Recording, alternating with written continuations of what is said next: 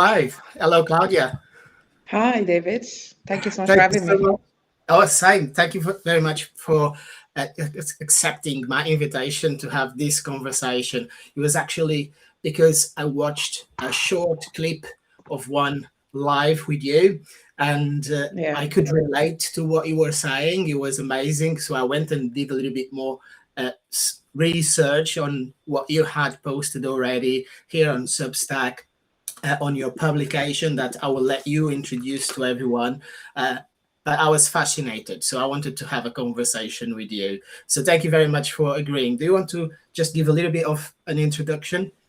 Absolutely. Yeah. Thank you so much. So, I'm Claudia. I am the founder of The Brave Leap. The Brave Leap is a publication on Substack that pretty much helps people overcome fear and following their own path, no matter how hard, how lonely, and how uncertain it might be.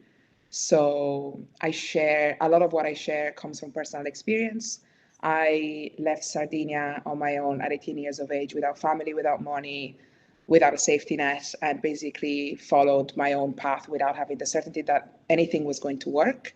So that was 8 years ago. And since then, I've built a very successful life abroad. I graduated in Ireland. I work at one of the big four as a business consultant.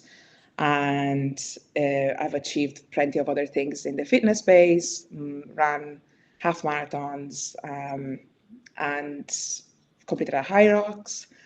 So that's pretty much what I do. I love to encourage people to be brave and kind of follow their own path without being too scared of what other people might say or think.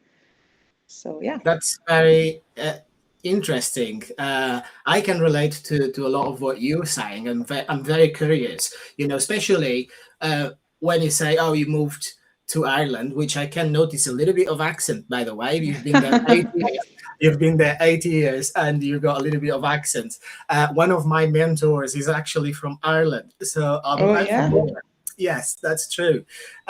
So you talk about, overcoming fear, and we discussed previously as well a little bit of uh, inner growth and what it means to us. But I'm more curious first to understand, what does it mean to you, because you need to have a before and after kind of situation, right? Yes, absolutely.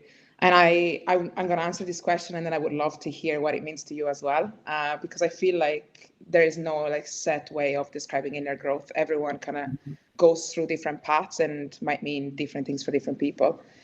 But for me, I guess it all starts from a place of honesty. So you need to be able to look at yourself in the mirror and be very honest about what you're doing, who you are, what you like about yourself, and what you don't like about yourself. And then being able to take the necessary steps to actually improve in the things that you don't like about yourself. If you have a certain goal and you know you want something, but you're not taking action, why are you not taking action? A lot of people know there's a problem, but they avoid it. So inner growth for me is about being honest and about facing that avoidance and going through that path, no matter how messy it might be. That's what inner growth is. It's not polished, it's not clean, it doesn't look like a straight line going upwards. It's very messy, but it's an honest path. What about you, Yeah. David? What do you think? You touched on a couple of things that are important, but before I, give my opinion, I want to say thank you for the people that are joining us live. If you have any questions, just drop a comment, because that's what we're here for. Kind of to, I could say, grow together, because this is a journey, like you said. It has ups and downs, and it's messy. Um, it can be very messy, because from my experiences, the things that I went through in my life, sometimes you can think that you know yourself when you actually don't. You can be in a position of comfort where everything looks okay for the other people. When you're looking from the outside, if you have a job, that pays your bills. Some people will say, oh, well, you are okay, you are healthy enough. And then just like that, things can change very, very quickly.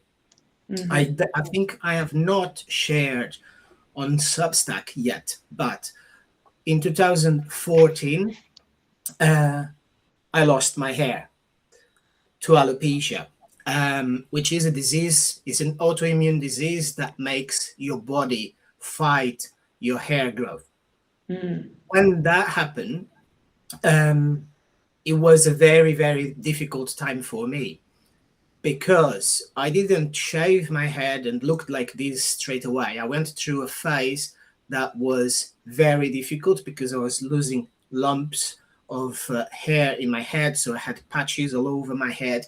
It looked horrible. I was under the impression that everybody was judging me and looking at me, thinking that I was sick, that I had cancer, something really bad was happening to me. When really the worst thing was the lack of confidence, the identity crisis that I was going through, because I didn't know myself what was happening to me. Even though there was a diagnosis, it's not a disease that has an explanation that is kind of logic. So it was very, very difficult to me. But that's just to say that sometimes things look okay when they are not. You could be working a job, a 9 to 5, that, yes, pays your bills, but that you don't like, a job that you don't enjoy. So to me, when we're talking about inner growth, we're talking about, like you said, and I agree, very, very well said, you kind of need to find yourself, be honest about who you are. But how do we do that?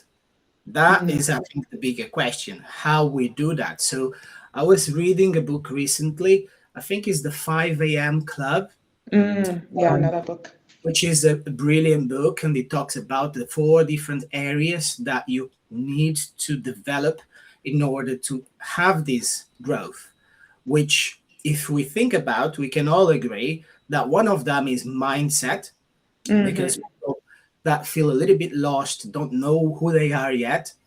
One of the reasons that happens is because they haven't yet connected to the right groups of people that will allow them to explore what they really want to do in their life. If you lived in a small village your whole life, now is different because we have internet and we are connected to the whole world all the time. But still, you can be on the internet, but the algorithm is only showing you some things that you've been around. If you are into gardening, that's what the algorithm is going to show you. It's not going to show you that you could be meditating or that you could be writing or you could be traveling, because you are in a capsule and very closed environment. Only when you go and explore out there what the other options are, that's when you're going to change your mindset. And that's when you're going to realize that, oh, there's so much more. Let me go after that. I love Then that. the other area is your health, your physique. That's very important. And I think more than 50%, I don't want to give a wrong number. I don't know what the number is, but I would say that probably more than 50% of the people in the world are not healthy when it comes to having a good diet and exercising. And those are things that will be good for your mind as well, not just for your body. All of those are things that will help you develop a better mindset, that inner growth that you talk about. And then the other ones, if you want to know more, you need to read the book, because I can't remember. Well, I know that is the soul. So, and that is finding your inner peace, is finding your values. If you spend your day to day busy working and then go home and watch Netflix, you don't really have time to think about your deep values that you care for yourself and for your family, for your life. And then the other one is just stability and financially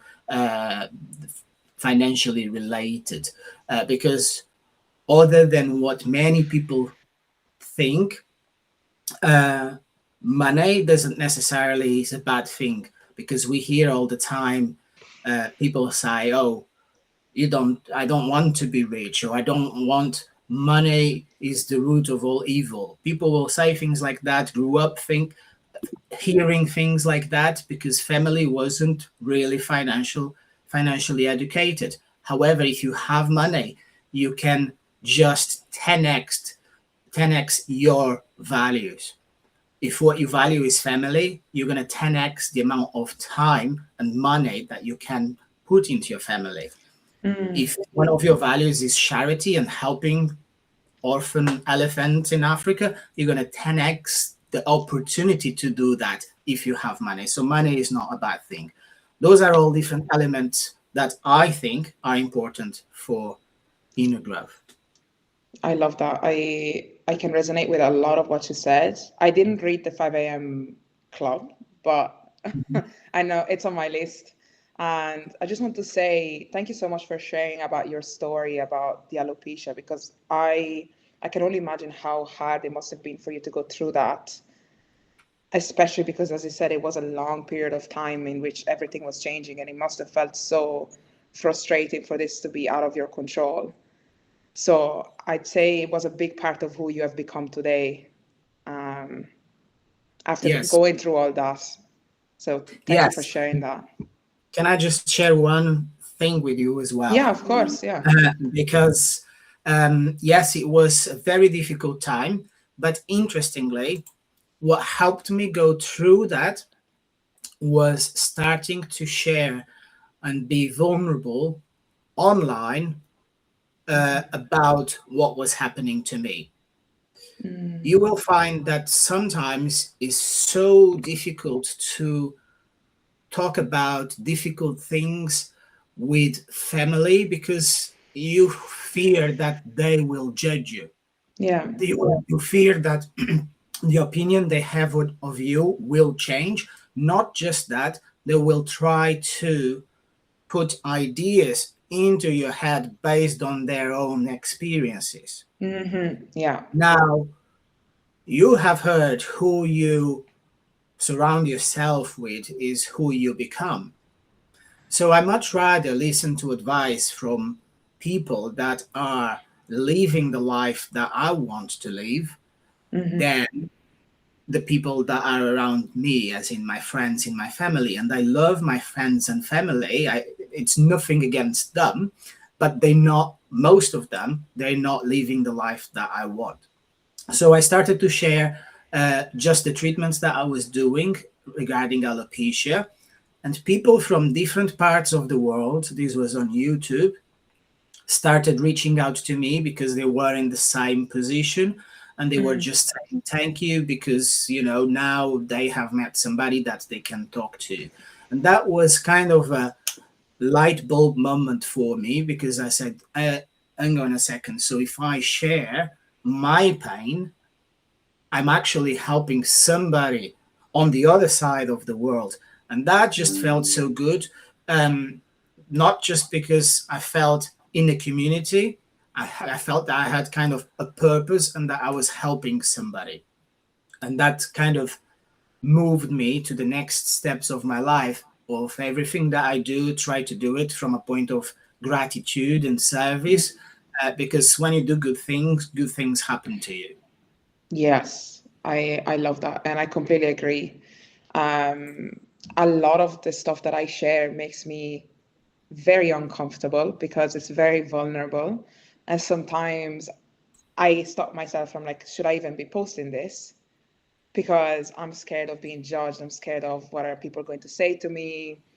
Like if someone writes a bad comment, this is going to hurt me.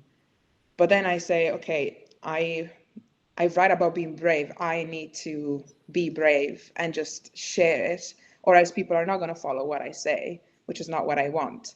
So every time that I end up sharing, it's always a shower of like very positive comments. I never got a bad comment, which goes to show that a lot of the fear that we have is very much ingrained in our own mind, and it Mhm. barely ever comes reality. Yes, a lot of people, including ourselves, in maybe different points of our lives, you're more afraid of things that didn't happen yet than things that happened. So you don't post or you don't share because you are afraid of the rejection. So, but you haven't been rejected yet, right? Yeah. So you are thinking about the negative comments that will come, but nobody has actually commented yet. So it's all in your head. Well, no pun intended. Not everything is in my head. Anyway, anyway, you talked about bravery. I want to go back to what you said right at the start. You were very young and you decided to move to Ireland, and that was a brave step that you did for yourself. Do you want to tell me more about why that you did that and why it was important for you?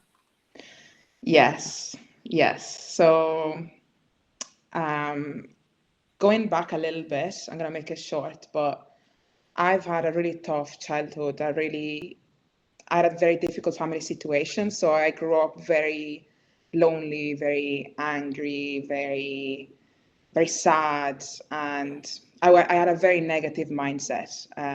It all came from my parents' divorce when I was 8, and then I was living with my mom, and my mom was very busy working. So I was kind of like on my own the whole time, and I was very unhappy. So I lived 10 years of my life being extremely unhappy, and I had a really bad childhood. So I kind of feel like I did waste 10 years of my life being sad.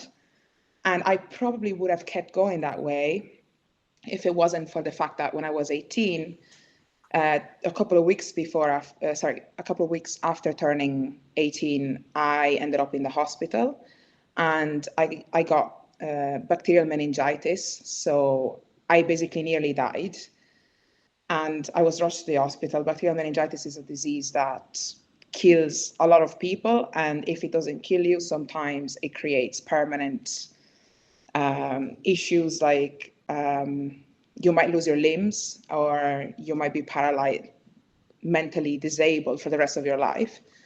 So when I woke up after a 2-week coma and I was fine, I truly felt for the first time in my life that I was grateful to be alive. That was life changing for me, because I always had everything for granted and I hated my life. It was the first time that I loved being alive. And it was the first time that I decided that I was actually going to take my life in my own hands and do something with it, because in my eyes, I was blessed with a second chance, and I didn't want to waste it by being unhappy for stuff that has happened to me that I had no control over. So after that happened, I was very keen on doing the changes that I wanted to make and not let anything stop me. So I had no money, I had no support. I was completely on my own, but I was so determined that I was going to make it work. And all I wanted was freedom. I wanted independence, and I wanted to get out of my house because it was a very unhappy place. And that's why I left at 18 and moved to Ireland. Wow. You know, it's so funny because we're having this conversation and I can see our journeys and lives are not that different, you know. Tell me, I want to know. I will tell you, but thank you for sharing that. It happens to a lot of people only after a breaking point, almost. That's when you realize, oh, and then you change. Your mindset changes because you Yeah. lost somebody, because you had an accident yourself, and then you realize, oh, actually, the position that I was in before, it wasn't that bad because I just went through something that I could have died, right? And especially when you are so young, and something like that happens to you. When I was young, I suffered from epilepsy. Um, then that stopped over time. When I was a teenager, it stopped. But I can't remember exactly how old I was. I think about 11 or 12 years old. And I went to, because I was doing competitions and training on swimming. So I was in the pool, and I was training for a competition on my own, and I had an epileptic episode. And I almost drowned on that situation. I had somebody that worked there was kind of cleaning, and they saw me and they saved me. But more interestingly is that on the way home, my mom had to pick me up, and we had a massive car crash with a Oh, lorry, uh, and I almost lost my mom and my own life at that time. Because I was so young, I don't think that I understood at the time how bad that was, and to have that realization, oh, from tomorrow I need to take care of my life, because I was too young mm, for that. However, I still remember that today so vividly, just like if it happened yesterday. It always stayed with me. It traumatized me almost. I hate driving. I don't drive by choice because of that accident, and I was so young. So sometimes going back to the young years of your life to understand how why do you are like you are now, it kind of explains a lot, if that makes sense, right? yeah. uh, the Your past makes who you are today. However, I like this thing, and I don't know who said it first, but it's something around the fact that you can blame everybody and everything for the things that happened to you, but you're the one that are responsible for how you react to them. Hmm. And if you are 10, of course you have a different type of behavior, but as you grow up and you become an adult, Yeah. there is no point in dwelling on the past or blaming other people for your current position. We're here today talking about growth and I like to call it personal transformation, Hmm. because that's what it is. It needs to be This. personal. It's nothing to do with anybody else. Um, and many times people don't even realize that they need that transformation, or they don't Yeah. have the appetite for the transformation. But again, that is because of the social circle that you have um, around you. I don't know if you agree with that, or if you want to add anything to it. There were a few things that were coming to mind as you were speaking. First of all, I also wanted to mention like you had a crazy experience. Like I got the shivers when you were speaking. It must have been really terrifying. And I can relate to what you said about remembering it as if it was yesterday, because I also remember it as if it was yesterday. And I think that's Mhm, also very important, because when there are certain times in which you struggle the most, you can go back to that memory, and that memory gives you a lot of power. At mhm, least that happens with me. mhm. But I like that. Yeah. yeah, so there was one thing that I was thinking about when you said we are not responsible for what happened to us, but we need to take the responsibility and we need to take action to react to Mhm. things and actually make things Yes. different. I find that extremely hard to do when you are surrounded by people that basically everything they do is just blaming others. So if you are in an environment in which blaming others is normal, you'll also do it yourself without even realizing you're doing it. Mhm. So I think it gets to a point in which in life you look at yourself and you're like, okay, do I actually like to be this kind of person that keeps blaming everything and everyone except themselves for everything that's happening in their life? Or do I want to feel empowered enough to actually make a change? Mhm. Because I think that everyone in this world would love to feel like they have the power, and most people think they can't have it. What do you mean by that? Power. Power is the ability to take control, Okay. Okay. to actually act. So let's say that you're like, I hate this job. I hate Mhm. that I have to go to the office every single day, that the boss tells me what I need to do, that I work overtime. I hate him. I hate the job. I hate all of this. And then I go, okay, so why don't you quit? oh, how could I quit? I need to pay for rent and food and all that. Yeah, but you have the power to change your job. Like you're not chained to the desk. Can I just show you something? Go on. Because what you are saying is perfect. So I need to take this opportunity and this moment for you and for everybody that is watching, that will watch in the future. I don't even know if I told you or if you knew about it, but I wrote a book and I published it less than a year ago. And it's called You Are More Than Your 9 to 5. I love that. So very much on theme.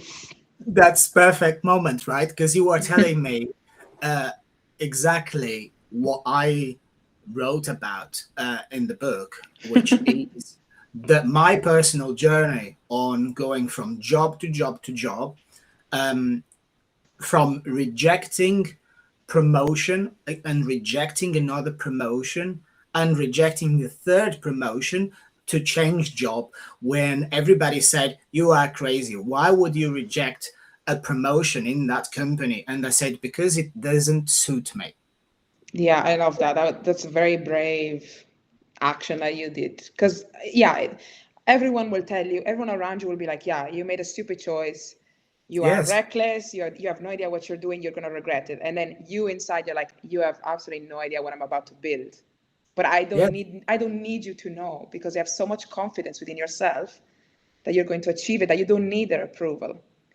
But it's very, very difficult to even start building that confidence, right? Yes. Because people will feel trapped in their own situations and kind of act out of frustration, right? So you're going to blame somebody because you aren't brave enough to take a step. So you're going to blame, your boss, your manager, the man, on the traffic lights, and you're going to be angry at the world in general. And you kind of stay in a spiraling ball that doesn't let you make any steps. But I always take it back to who is it that you are surrounded with, because that is going to change the way you think and the way you see the world. So if you're not happy, then you are in the wrong place with the wrong people. Yeah, I agree with you. Like, changing the environment is definitely like the best way that you can start making this personal transformation and reach your goals. However, if I can share a little bit of my experience, I did it all on my own, and it was certainly not the easiest thing at all. It was extremely hard, very challenging, and it took a very long time. However, there are different ways that you can go about it, but I think that the thing that has helped me the most was just to focus on one thing. In my case, it was, I want to leave, I want to move abroad, and I want to live on my own.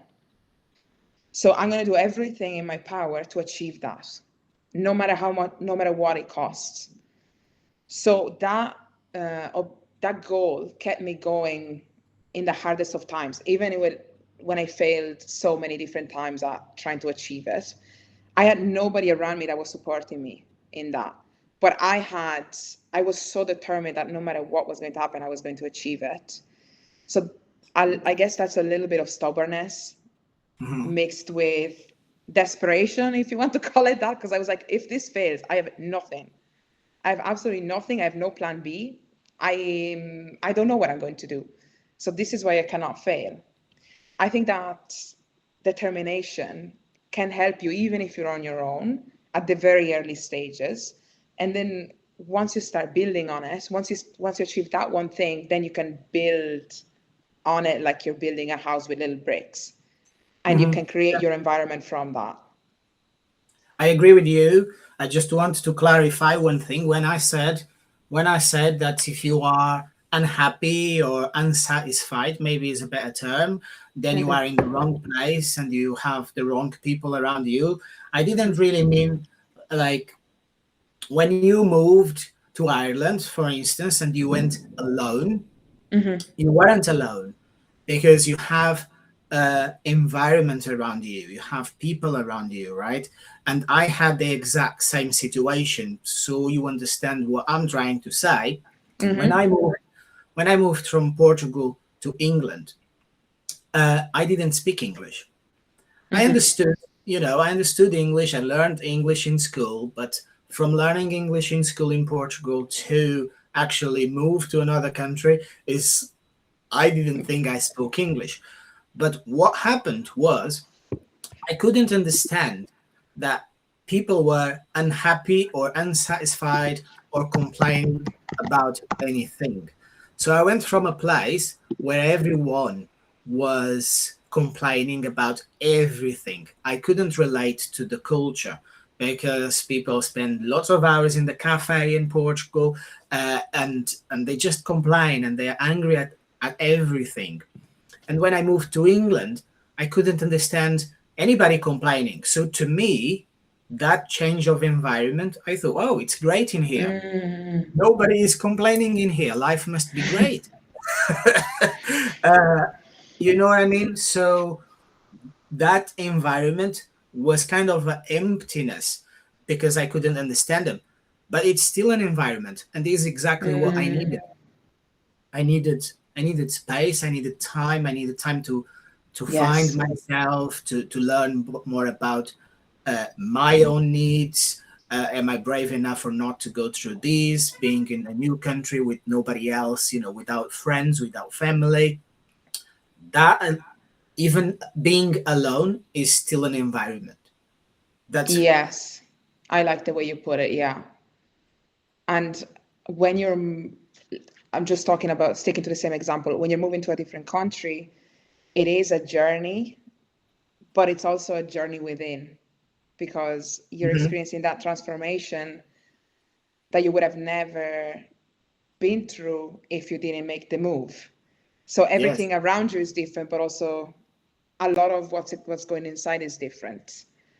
And I found myself to have become a completely different person after moving to Ireland.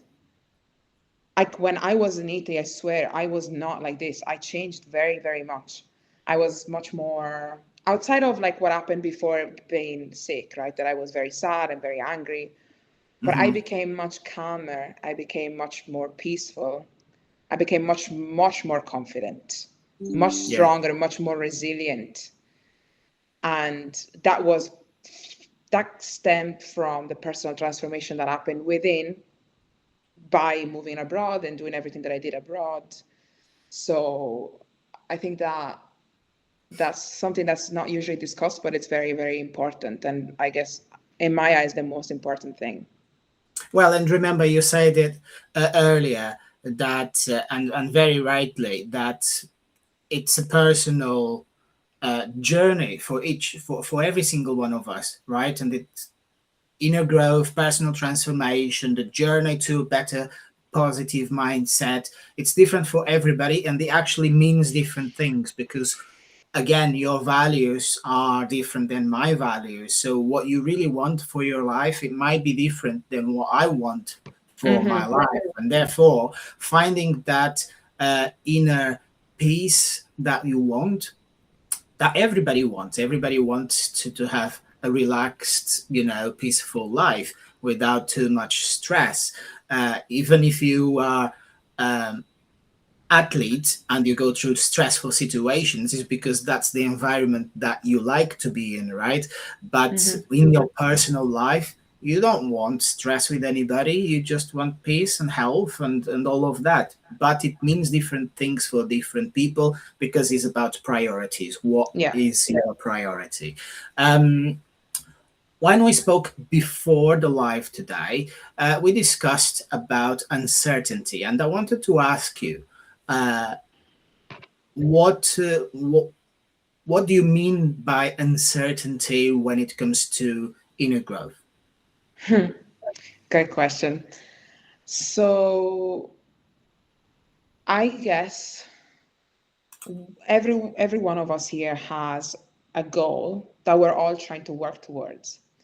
A Hmm. lot of us may experience uncertainty in the sense that they might feel like I have absolutely no idea how I'm going to get there. I feel like all the efforts that I'm putting in are not working. I feel that I'm on my own. I don't know. I have loads of questions and I don't know who to go to. I just don't know how to go about achieving this. And at least I've been there many, many times. So this is what uncertainty kind of means to me, just not knowing how to achieve the goal, and sometimes not even being able to trust yourself to achieve it, right? So for me, uncertainty is a mix of two key things. It's a lot of overthinking.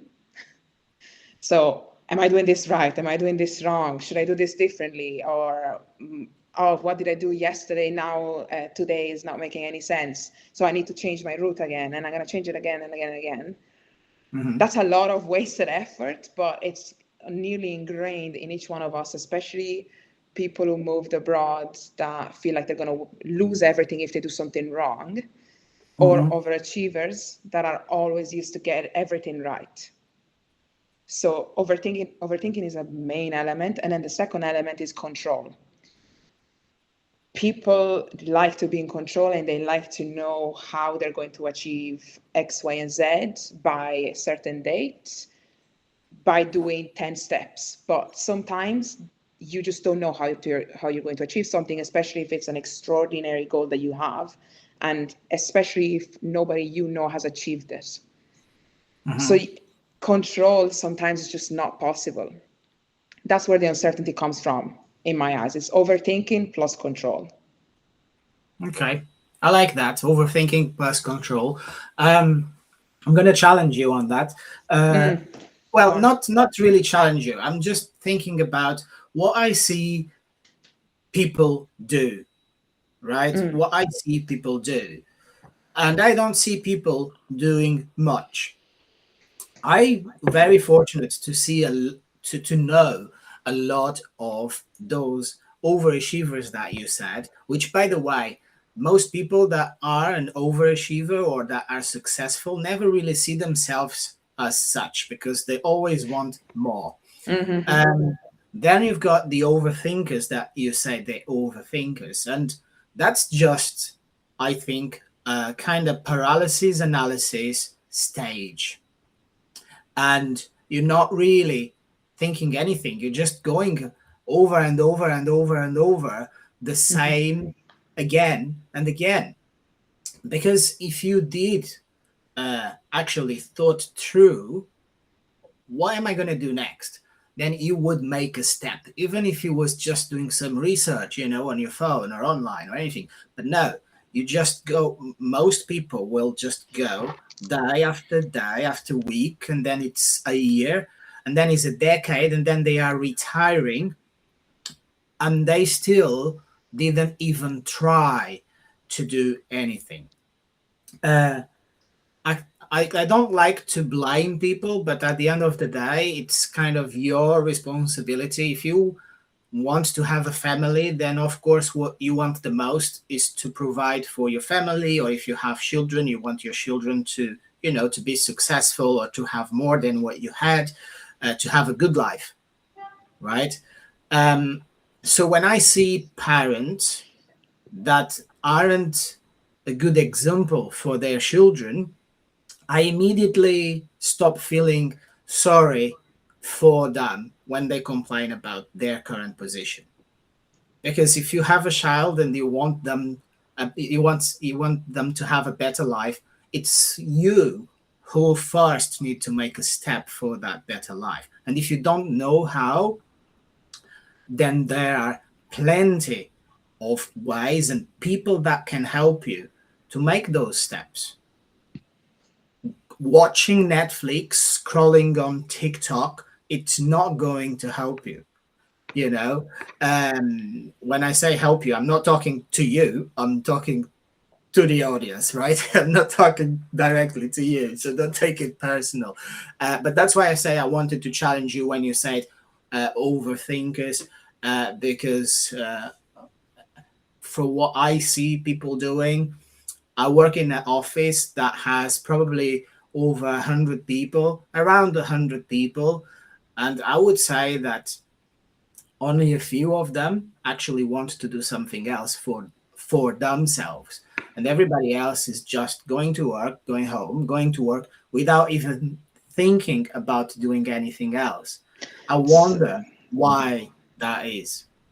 Yeah, and from my perspective, I believe that these people are not uncertain at all. they're very certain that they just want to stay in their comfort zone. Are they comfortable? They are comfortable in the sense that they know they have a secure job they hate, but they're secure in that they know that tomorrow that's going to be there, which is not good. I'm very picky when it comes to words, and if you tell me comfortable zone, and that's actually an uncomfortable zone, then that's a problem. It's a comfort zone for their ego because they're not being challenged to grow. Do you mean safety zone?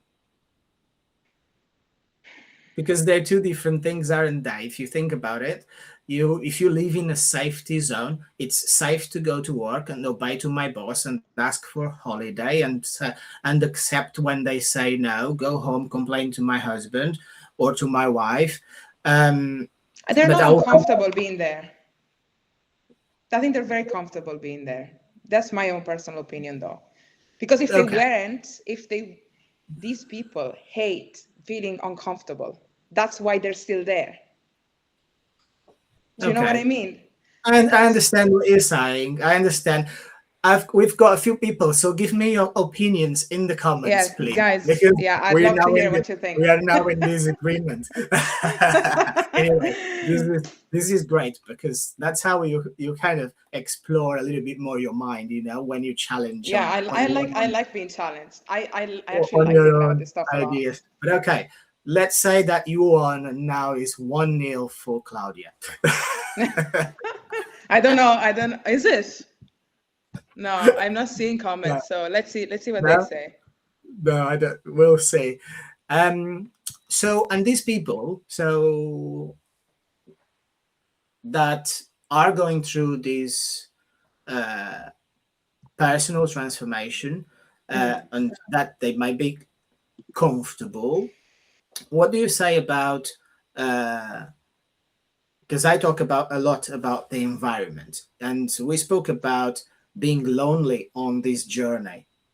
So I want to know from your perspective, do you feel lonely, or where does this loneliness come from? How can we overcome loneliness? Tell me about it.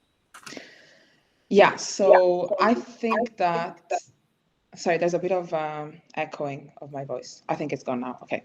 No, it's so okay. I think going back to the 9 to 5. So let's say that you have a job, and then eventually start realizing that's not what you want to do. And then time goes by and you realize, okay, now I truly need to make a change. The awareness, so understanding that you want change, is already like a big first step. I think after that, it comes uncertainty, because you're like, I don't truly know how to change because I'm scared of losing my job and not having a stable income, and I don't know what I want to do next. I don't know how I'm going to achieve it. So in that uncertainty, eventually you start taking action. So if all goes well, eventually you start taking action, which is great. And within that taking action, you realize that probably not many people, if anyone around you, is doing the same thing as you are. And because you feel uncertain about everything that's going on, at least this is what happened to me, you kind of tend to isolate yourself and go through it on your own, because you're not sure about how to share it, because truly you haven't achieved anything yet. You're in this messy middle, as I call it, and you don't even know how to go about sharing this. And you're possibly scared that people might judge you for your decision, that they might bring you down because they don't fully understand where it's coming from, or they might put you down because they think that they don't want you to achieve something great that they might want to. So it might come from a place of envy. Now, that's a minority in my opinion, but it could happen. So you're kind of trying to protect yourself in a way by going through this on your own. And in my opinion, it is kind of good that you go through it on your own, because it is much more of an inner journey as much as it is an external journey. So you'll have to change a lot about how you think, how you act, your habits, your values in order to achieve what you want to achieve. So being on your own helps with understanding yourself and understanding what you want in a way that feels a bit more bearable.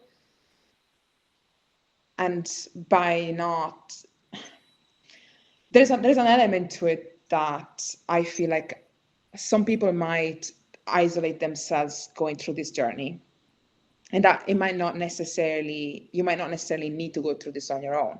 I'd be very interested to hear your opinion on this, because for a long time I thought you had to go through it on your own. But I've been challenged by my mentor to actually think that maybe this is not needed, that you could actually just share it with a couple of people in your very, very inner circle, and that might actually be helpful to you. So when you go through this journey of transformation, it is an individual journey, but it doesn't have to be a lonely journey.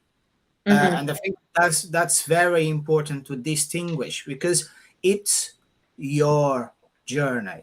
And so it's definitely, it can feel lonely in your head, in the sense that it's so personal, and it should be personal, because in your life, in your environment, you have drains and you have radiators. Some people will drain your energy, and some people will radiate energy and make you alive and make you feel excited, and that's what you want. However, most people, and you said might be a minority, and we need help of the audience here, disagree completely, because most people reject ideas because they feel they will have to look themselves in the mirror when you say, I'm going to change. Let's say that you are obese and very, very, very overweight person, and you work with another 5 people that are also obese, because you're all sitting in the same office eating donuts every day. That's just who they are. It doesn't need to be judgment. It doesn't need to say, I don't want to offend anybody and call them fat or anything like that. Oops, I just did. But they are 5 people in the office that are overweight. And you say, from today, I'm not going to eat donuts anymore in the office. What do you think those 4 people are going to tell you? Don't do that. Why would you do that? Just enjoy it. Just one more day. What's going to be anyway? It's just another donut. So if they will reject your idea, not because they want to put you down, it's because they are afraid of your success, because your success equals their failure. Yes, I agree. That happens. This is a very good example, I think, but that happens in almost every decision that you make. The clothes that you wear to work, you're always thinking about judgment of other people on something that you might say out loud in the public space, something that you post when you're sharing with friends, with family, with the people that you love the most. You always think twice. No, I can't say that, but you kind of need to consider what you're going to say to your partner, because you don't want to hurt their feelings, right? Again, it's because of that judgment, what they're going to think of me. And people live like this almost 24/7. And when we're talking about personal growth, inner growth, transformation, that's why we almost choose. No, maybe not choose. We don't have a choice, but to do that alone. I see where you're coming from. You're making really good points. This is the case for a lot of people, but there are certain cases in which you do have around you really, really great people that will Yes, yes. actually support you, and it would be okay for you to share. Sometimes you still choose not to because it's such a personal journey that you kind of just prefer doing it yourself first and see how that develops. And then whenever you feel ready, you share it. And I think it's okay to normalize that. I don't think that's a bad thing.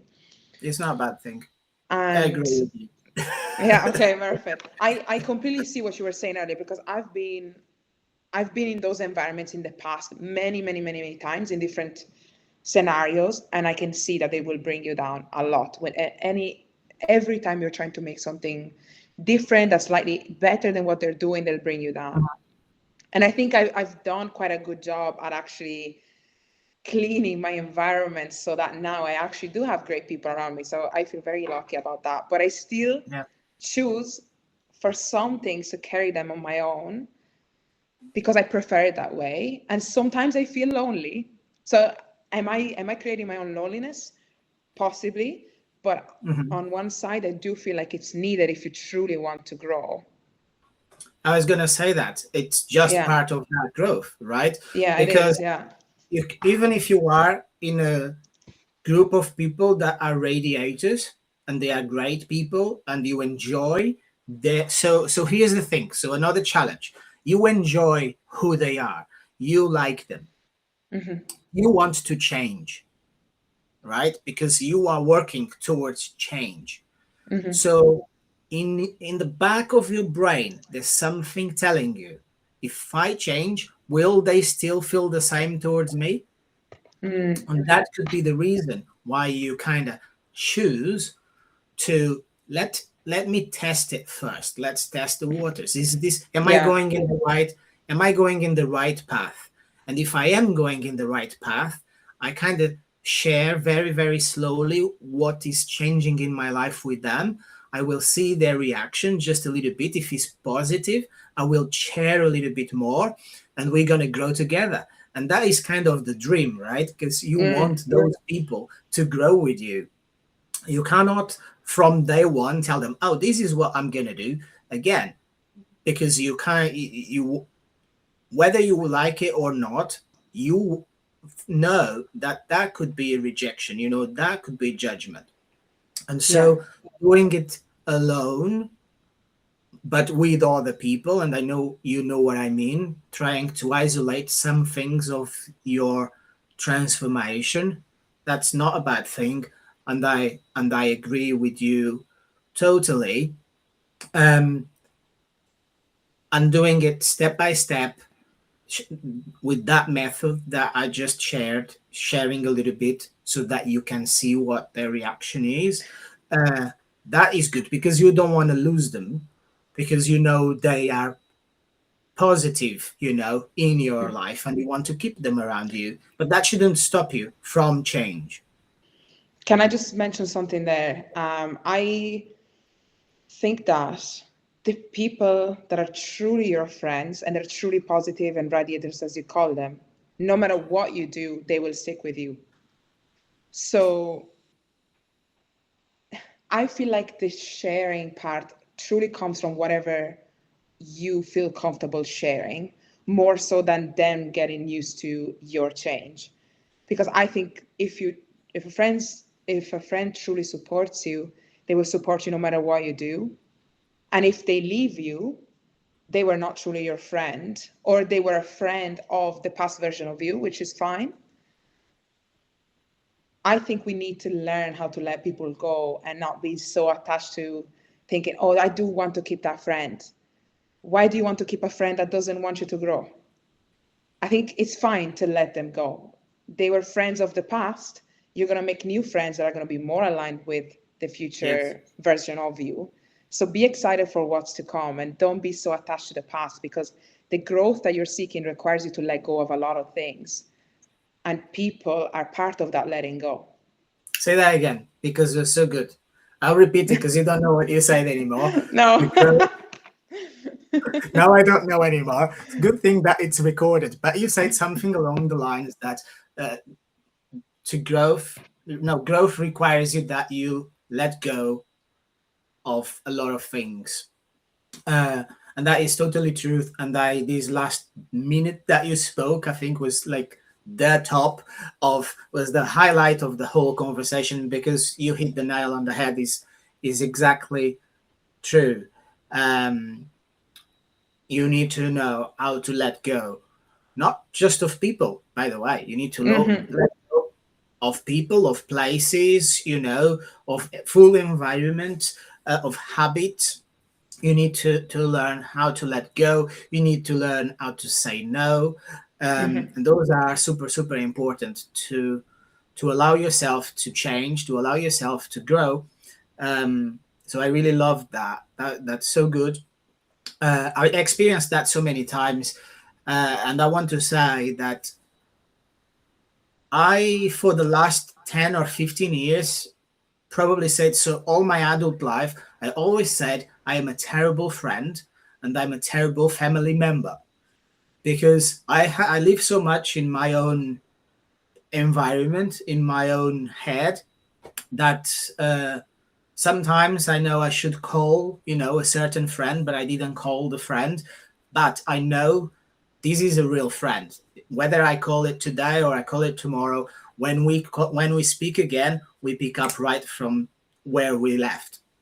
But that is to say that I prefer to have fewer but very meaningful and strong relationships than to be friends with everybody and not knowing anything about any of them. I love that. Yeah, I completely agree. I'm so with you on that one. And from the outside, it might come across a bit of self-centered. It might come across a bit of, you are all about yourself and you don't care for other people, but it's not really about that. It's like, if you want to be in my inner circle, then you're going to be 100%. And I'm going to share, who I am with you. I'm going to be there when you need me. I'm not going to be there when you don't need me. Absolutely. Let's be Because honest. Yeah, we can only when you be don't need real. me, Sorry, go ahead. When you don't need me, I want you to be doing things with your best friend, right? When you don't need me, I want you to be, living your life with your family, with your closed ones, loved ones. And let's meet every now and again or talk on the phone, whatever it is. And when we are together, we actually have power our conversations, because that's what I like to do. But I'm not the kind of person that will, just have small conversations, small chat, because my time is too valuable for that. I just don't do it, right? I just don't do it. It's just who I am, and it doesn't come from a bad place. No, absolutely. I think it comes from the best place, because we only have so much free time. And by being intentional with the time that we spend with people, we are giving it the best of us to those couple of people that are in our circle. Why would we want to give a 10% to 20 different people when you can give 100% to 3? I think you're saving people's time by just being honest and true and authentic about the capacity that you've got. So, Yes. and also, you cannot be a good friend if you don't look after yourself first. Agree. That's very true. You are doing the best. Like, you're actually a really great friend because you're only reaching out when you actually can do it, and you put yourself first. So you have a full cup, and you now can be a good friend by actually calling and being present on that call, having coffee and actually be present in that conversation and helping them if they need it, rather than being available whenever they need it, because that's only going to hurt you and it's going to hurt them. Yes. So Cody, this is a good conversation. I think I will want to speak to you again in the future, because there's a lot of things that we are quite similar in, but we don't have time to discuss all of them and share everything in 1 hour. So we can do it again in the future. But Absolutely. before we finish today, because we spoke about the challenges, the messy journey that is to grow, to have a personal transformation, to go and develop yourself. For those that are in the stage of, am I doing the right thing? The uncertainty you spoke about, the loneliness you spoke about, what are the signs of that can tell you I'm doing something right, this is working, or I should continue on this path? How can you identify that you're doing the right thing? Okay, so I'm gonna be brief because I know we're about an hour in. It's I okay. think that, okay, so I think the strongest signals are a stronger sense of alignment. Alignment meaning a stronger sense of feeling like everything is going towards the right direction. A stronger sense of self-love and self-confidence. Feeling happy with the way things are going is a really strong signal. And excited, waking up excited in the morning is a really strong signal. Another really strong one is catching and realizing when you're reacting differently to things that would have triggered you in the past. For example, in the past, I would have been really, really scared to share something very vulnerable on Substack. And so I would have overthought, I would have done a lot of overthinking and then eventually hit publish. While today I write something very personal and then I'm like, okay, I can feel that I'm getting very uncomfortable, but I decide to publish it anyway. And that's a change that I noticed, like, wow, like 3 months ago, it would have taken me 3 days to hit publish, but today I'm publishing it. Yes, exactly. So because you're noticing working on these, being brave, right? You're working on yeah, being comfortable, being uncomfortable. You just said something. Oh, what was it? I need to rewind a little bit. 2 minutes. Oh, I don't know. It was about, dealing with the problems. Yes. Okay. So that was my interpretation. You said that being able to do it, and not being so afraid of, that is a very positive signal for change. And I wanted to just put it on there that as we deal with problems, which we think are problems, right? If you're having a trouble at work, or maybe trouble with a relationship, with a friend, something like that, anything in your life, you're having a problem. Once you learn how to deal with that problem, even it could be the publish button, it could be anything. If you learn how to deal with that problem, then you are ready to the next level of problem, right? yeah, I like that. Yes. And that is such a powerful message to put it out there, because when you think that way, you dealt with that problem, oh yes, I hit publish, you feel so confident, you feel excited, like you said. And that's my number one mantra of living life. I want live life excited, for many different reasons. I want to come home and feel excited, but I also want to leave the house and feel excited for what I'm gonna do. And that is my number one goal throughout my life. I would say for the next 20 years, for the next 30 years, that's what I want to do. I want to come home excited because of what I'm going to find at home. But I also want to be excited to leave because of what I'm going to do when I leave. If that's not the job where I'm at right now, I just need to find what's going to be excited. It can be a job because it can make you feel fulfilled. On my book, I talk about how you can use your job in your advantage. My book is not about leaving the 9 to 5 job. My book is about how you can use your job and transform your life at the same time. Use your job to leverage your job, the tools that you get in your job, the environment you get in your job, the network you get in your job. Use all of that to help you with your personal transformation, for you to find a better life. So all the signs that you just gave us in terms of feel happier, feel more confident, being able to do things, feel ready for the next problem, as I put it. Those are all great starting points for people. And when you have one of those moments, you need to grab onto them. Yes, great And advice. repeat them, right? And repeat them. Because if it happens once and then you go back to being unsatisfied or unhappy or too comfortable, then it's going to take a long time for it to compound. But as you repeat it again and again, you're just going to feel way better and way more confident. You want any last words before we finish? I think just the last thing that follows what you just said, when you focus on those little moments where you catch yourself that you're changing, that some things are going to the right way, that you're loving yourself a little more, you're more excited every day, hold on to those and build on those. So focus your efforts and attention to those moments rather than to what's going on around that might not be as nice, because attention is everything.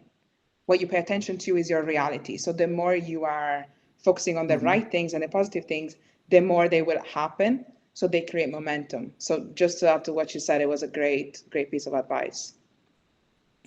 Claudia, thank you so much for this last hour. It was a pleasure to, have this conversation with you, get to know you a little bit more. I'm very curious to know you more and read everything that you're going to be writing on Substack. Likewise.